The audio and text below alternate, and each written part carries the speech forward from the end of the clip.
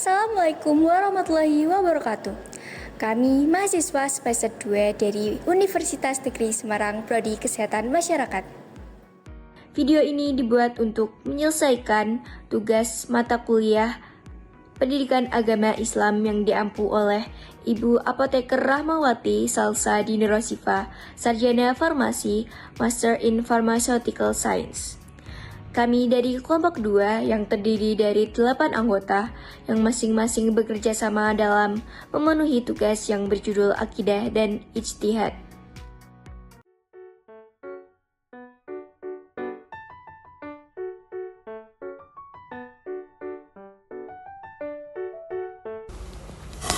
Di sini saya akan membahas tentang akidah Islam yang merupakan pondasi utama bagi iman seorang muslim. Jadi, akidah adalah konsep fundamental dalam agama Islam yang merujuk pada keyakinan dasar yang harus dimiliki oleh setiap muslim. Kata akidah berasal dari bahasa Arab yang berarti mengikat atau mengadakan perjanjian. Dan dalam konteks Islam, akidah mengacu pada kepercayaan yang terikat dalam hati nurani. Akidah Islam itu mencakup 6 rukun iman, yaitu kepercayaan terhadap Allah Subhanahu wa Ta'ala, para malaikat, kitab-kitab suci, para rasul, hari kiamat, dan qada serta qadar Allah Subhanahu wa Ta'ala. Akidah itu didasarkan pada 2 sumber utama, yaitu Al-Quran dan hadis Nabi Muhammad SAW. Al-Quran adalah kitab suci umat Islam yang berisi firman Allah Subhanahu wa Ta'ala, sedangkan hadis merupakan sabda-sabda Nabi Muhammad SAW yang menjadi pedoman hidup bagi umat muslim. Selanjutnya itu ada dalil akidah. Contoh dalil dari Al-Quran tentang pentingnya akidah dapat dilihat dalam Quran Surat Ali Imran ayat 103 yang menekankan pentingnya bersatu dalam agama Allah. Ayat ini mengajarkan kita untuk memperkuat ikatan persaudaraan dan kebersamaan di antara umat muslim dengan memegang teguh akidah yang benar. Selanjutnya itu ada pentingnya akidah. Akidah memiliki beberapa kepentingan utama dalam Islam. Yang pertama itu, akidah adalah fondasi utama bagi iman seorang muslim. Keyakinan yang kokoh terhadap akidah membentuk dasar kepercayaan dan prinsip yang harus dipegang oleh setiap individu muslim. Yang kedua itu, akidah berfungsi sebagai pedoman hidup yang memberikan arahan dan petunjuk bagi umat muslim dalam menjalankan kehidupan. Dengan memiliki keyakinan yang kokoh terhadap akidah, seseorang dapat menghadapi berbagai tantangan dengan sikap tawakal. Yang ketiga itu, akidah membantu umat Islam untuk menjauhkan diri dari segala bentuk penyekutuan dengan Allah yang merupakan dosa terbesar dalam Islam. Yang terakhir itu, akidah membentuk kepribadian yang bermartabat dengan menanamkan keyakinan yang kuat pada keesaan Allah dan kebenaran risalahnya. Selanjutnya kita akan membahas tentang ruang lingkup dari akidah dan juga penerapannya dalam kehidupan sehari-hari. Akidah adalah keyakinan yang mendasar dalam Islam yang menjadi dasar keimanan seorang muslim. Akidah ini merujuk kepada kepercayaan yang tertanam dalam hati tanpa adanya keraguan. Akidah dalam Islam ini mencakup ada 4 dimensi utama, yaitu yang pertama adalah ilahiyat atau keesaan Allah. Ilahiyat ini menekankan konsep keesaan Allah atau tauhid, yaitu keyakinan bahwa Allah merupakan satu-satunya Tuhan yang dapat dipercaya, yang tidak memiliki sekutu dan memiliki sifat-sifat yang sempurna. Mencakup pembahasan tentang Allah Subhanahu wa Ta'ala, termasuk sifat-sifat dan juga nama-namanya, serta perannya sebagai pencipta dan juga pengatur alam semesta. Yang kedua adalah nubuat atau kenabian, yaitu keyakinan terhadap Rasul-Rasul Allah dan juga wahyu yang mereka terima, dan juga menganggap Nabi Muhammad SAW sebagai Rasul terakhir. Mencakup pembahasan tentang Nabi dan Rasul, termasuk kitab-kitab yang diturunkan kepada mereka, serta wahyu yang mereka terima. Lalu yang ketiga adalah ruhaniyat atau aspek spiritual. Ruhaniyat ini melibatkan dimensi spiritual dan juga kehidupan batin, termasuk keyakinan terhadap adanya jiwa, kehidupan setelah mati, dan juga hari kiamat, serta meyakini keberadaan makhluk gaib, yaitu malaikat, jin, dan juga setan. Yang keempat atau yang terakhir adalah samiyat atau ketundukan kepada wahyu. Samiyat ini menekankan pentingnya mendengar dan juga mentaati perintah Allah sebagaimana yang sudah tertulis dalam Al-Quran dan juga hadis, seperti kapan terjadinya kiamat, juga keberadaan surga serta neraka. Berikut adalah beberapa contoh penerapan akidah dalam kehidupan sehari-hari. Yang pertama adalah melaksanakan ibadah, melakukan sholat 5 waktu secara tepat waktu, berpuasa di bulan Ramadan, dan juga membayar zakat sebagai bentuk ketaatan kepada Allah Subhanahu wa taala. Lalu yang kedua adalah membaca dan juga menghafal Al-Qur'an. Dengan membaca dan menghafal atau memahami isi Al-Qur'an ini dapat memperkuat iman dan juga menjadikan Al-Qur'an sebagai dasar pedoman dalam kehidupan. Lalu yang ketiga adalah berdoa dan zikir sebagai bentuk rasa syukur dan kepercayaan kepadanya. Lalu yang keempat adalah menjauhi syirik atau menghindari perbuatan yang bersifat menyekutukannya dengan sesuatu apapun. Lalu yang terakhir adalah mengajarkan nilai-nilai Islami, yaitu dengan mendidik anak-anak dengan nilai-nilai Islami dan juga mengajarkan mereka tentang pentingnya etika dan moral yang baik. Baik, sebelumnya kita sudah mengetahui bahwa akidah merupakan suatu hal yang sangat penting. Berikutnya, saya akan membahas tentang bagaimana cara kita untuk menjaga akidah dalam diri kita. Nah, yang pertama yaitu dengan memperdalam ilmu pengetahuan tentang agama Islam. Contohnya dengan mengikuti kegiatan-kegiatan majelis muslim seperti pengajian, dan juga dengan mempelajari Al-Quran dan hadis, yaitu dengan membaca, memahami, dan mengamalkan Al-Quran dan hadis tersebut. Yang kedua yaitu dengan meningkatkan kualitas ibadah. Contohnya lebih khusyuk melaksanakan sholat, dan juga lebih rajin melakukan ibadah sunnah seperti puasa sunnah dan juga sholat sunnah. Yang ketiga yaitu dengan menjauhi hal-hal atau perbuatan yang bertentangan dengan akidah, yaitu seperti perbuatan syirik, perbuatan bid'ah, dan perbuatan maksiat yang jelas-jelas bertentangan dengan akidah. Yang keempat yaitu dengan bergaul dengan orang-orang yang soleh, dan juga memperbanyak berbuat baik kepada orang lain. Yang terakhir yaitu dengan berdoa kepada Allah agar diberi kekuatan untuk terus menjaga akidah dalam diri kita dengan benar. Berikutnya, untuk tujuan akidah sendiri yaitu untuk mengikhlaskan niat dan ibadah kepada Allah Subhanahu wa taala, membebaskan akal dan pikiran dari kekacauan yang timbul dari kekosongan hati akan akidah. Yang berikutnya yaitu untuk ketenangan jiwa dan pikiran agar tidak mudah cemas dan tidak mudah goncang dalam berpikir. Yang terakhir yaitu untuk meluruskan tujuan dan perbuatan dari penyelewengan dalam beribadah kepada Allah Subhanahu wa taala dan bermuamalah kepada orang lain. Baik, materi yang selanjutnya adalah manfaat dari akidah.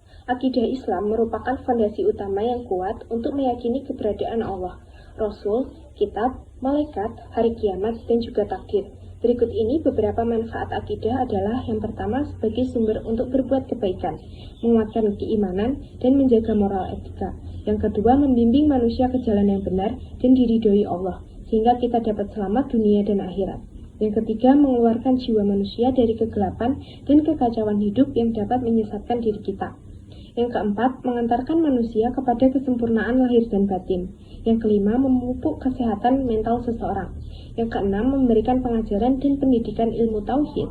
Dan yang terakhir tentunya untuk mendapatkan pahala dari Allah Subhanahu wa taala. Lalu, apa sih hubungannya akidah dengan iman kepada kitab-kitab Allah? Jadi, perlu diketahui bahwa kita wajib percaya bahwa Allah telah menurunkan kitab kepada rasul-rasulnya. Kita juga harus percaya bahwa Al-Quran adalah kitab terakhir yang diturunkan untuk menyempurnakan kitab-kitab sebelumnya. Sebagai pedoman dan petunjuk bagi umat manusia, kitab-kitab Allah perlu kita pahami dan terapkan dalam kehidupan sehari-hari. Yang pertama adalah akidah sebagai dasar Islam. Akidah adalah keyakinan terhadap Allah, malaikat, kitab, rasul, hari akhir, dan juga takdir. Sehingga keyakinan terhadap kitab-kitab Allah merupakan bagian dari akidah seorang muslim. Yang kedua adalah kitab sebagai sumber akidah. Kitab Allah berisi ajaran-ajaran pokok akidah yang benar. Di situ umat Islam dapat memperoleh pemahaman tentang sifat, keesaan, serta petunjuknya yang harus diyakini dan diamalkan. Yang ketiga, iman kepada kitab dapat memperkuat akidah. Iman kepada kitab Allah mendorong seseorang untuk tunduk dan patuh terhadap perintah Allah serta menjauhi larangannya. Orang yang memiliki akidah kuat akan menjadikan kitab sebagai pedoman hidup dalam segala aspek. Berikutnya, ada definisi, tujuan, manfaat, dan hukum dari ijtihad. Yang pertama ada definisi dari ijtihad. Nah, definisi ini ada dua, yaitu secara etimologis dan juga menurut terminologi. Nah, secara etimologis, ijtihad berarti mengerahkan segala upaya dalam mengerjakan suatu pekerjaan, baik yang bersifat konkret maupun yang bersifat abstrak.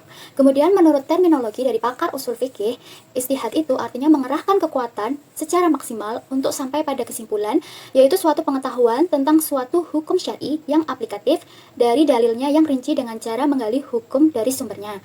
Nah, orang yang melakukan ijtihad ini disebut dengan mujtahid. Kemudian, ada tujuan dan manfaat dari ijtihad. Nah, tujuan dari ijtihad itu untuk memahami atau mendapatkan hukum-hukum syariat dan terkadang bertujuan untuk mencocokkan hukum-hukum syariat. Nah, di sini mencocokkan hukum syariat ini berarti menyesuaikan atau menerapkan hukum yang sudah ada pada situasi baru seiring dengan perkembangan zaman. Kemudian yang kedua ada manfaat dari ijtihad, yaitu untuk memperkuat pemahaman dan praktik ajaran Islam yang adaptif. Kemudian menjadikan hukum Islam tetap relevan dan bermanfaat bagi umat manusia di zaman modern ini. Nah, di sini manfaatnya itu agar Islam bisa dipraktikkan secara fleksibel tanpa keluar dari nilai-nilai dasarnya. Kemudian ada hukum ijtihad. Nah, hukum ini ada 4, yaitu fardu ain, fardu kifayah, sunnah, dan juga haram. Nah, fardu ain ini apabila timbul permasalahan yang sangat mendesak dan memerlukan kepastian hukum. Ini baik untuk diri sendiri maupun untuk umat secara keseluruhan. Kemudian ada fardu kifayah, yaitu apabila persoalan ini muncul kemudian diajukan kepada beberapa ulama untuk menjawab. Dan kewajiban mereka menjadi gugur apabila seorang dari mereka sudah memberikan jawaban mengenai persoalan tersebut. Kemudian yang ketiga ada sunnah, yaitu apabila masalah-masalah yang dicarikan kepastian hukumnya ini bukanlah termasuk masalah yang mendesak. Kemudian yang keempat ada haram, yaitu apabila tujuan dari ijtihad ini menjerumuskan kepada kesesatan dan tidak sesuai dengan hukum Allah. Selanjutnya adalah syarat menjadi seorang mujtahid. Menurut Imam Al-Ghazali dalam kitab Al-Mustashfanya mengatakan yang pertama menguasai ilmu bahasa Arab.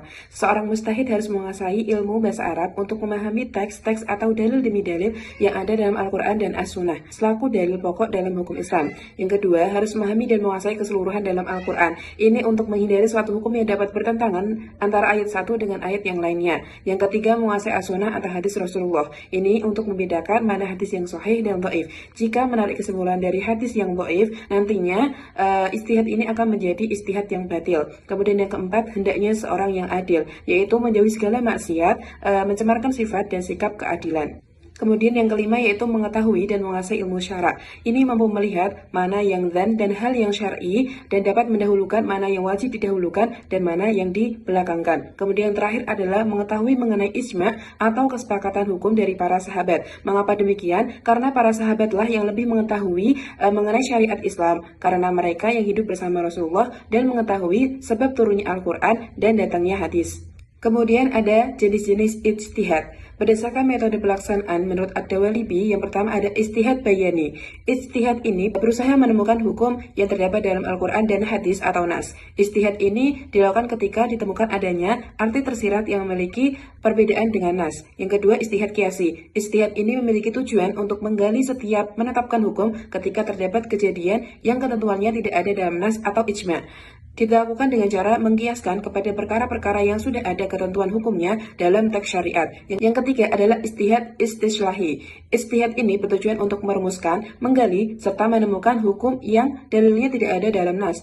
Berbeda dengan kias, ijtihad ini menjadi pegangan untuk jiwa hukum syara yang berperan dalam mencapai kemaslahatan umat, yaitu dengan menggunakan akal yang berdasarkan kepada kaidah istislah. Selanjutnya ada jenis ijtihad berdasarkan jumlah pelaksana. Pertama adalah ijtihad fardhi, yaitu ijtihad yang dilakukan perseorangan atau setiap ijtihad yang belum atau tidak memperoleh persetujuan dari mujtahid lain dan hasilnya cenderung lebih subjektif. Kemudian ada ijtihad jama'i, yaitu ijtihad yang dilakukan kelompok atau setiap ijtihad yang memperoleh persetujuan dari mujtahid yang lain dengan hasil yang lebih objektif.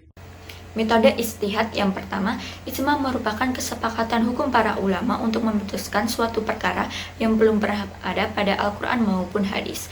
Yang kedua, qiyas merupakan menetapkan suatu hukum persoalan yang belum ada ketentuannya dengan membandingkan perkara lainnya yang memiliki kesamaan sebab atau ilat. Yang ketiga, maslahah mursalah, menetapkan hukum berdasarkan pertimbangan manfaat dan kemaslahatan bagi umat. Yang keempat, sadu azariyah adalah memutuskan suatu larangan terhadap sesuatu yang boleh atau mubah karena dapat menjadi jalan menuju keharaman. 5. Istisab merupakan ketetapan menurut keadaan yang terjadi sebelumnya sampai ada dalil yang mengubahnya. Berikutnya adalah urf, adalah hukum berdasarkan adat istiadat yang berlaku di masyarakat dan tidak bertentangan dengan Al-Quran dan hadis. Yang terakhir adalah istihsan, adalah meninggalkan satu hukum kepada hukum lainnya dikarenakan dalil syar'i yang mengharuskan untuk meninggalkannya. Tantangan istihad. Yang pertama, kurangnya ulama yang memenuhi syarat dan perbedaan pendapat di kalangan para ulama. Yang kedua, globalisasi dan pluralisme yang membuat hukum Islam harus tetap dengan prinsip syariat dan dapat diterima masyarakat global dan plural. Yang ketiga, masyarakat resisten terhadap hasil ijtihad baru apalagi berbeda dengan pemahaman yang sudah mapan, sehingga menghambat proses pengembangan hukum Islam. Yang keempat, kekhawatiran bahwa ijtihad dipengaruhi oleh kepentingan tertentu sehingga mengurangi objektivitas dan keabsahan. Materi selanjutnya adalah langkah ijtihad. Yang satu, pemahaman dasar. Seorang mujtahid harus memiliki pemahaman yang mendalam mengenai Al-Quran, hadis, serta ilmu ushul fikih. Ini termasuk memahami bahasa Arab secara komprehensif dan mengetahui nasik ayat yang menghapus dan maksud ayat yang dihapus.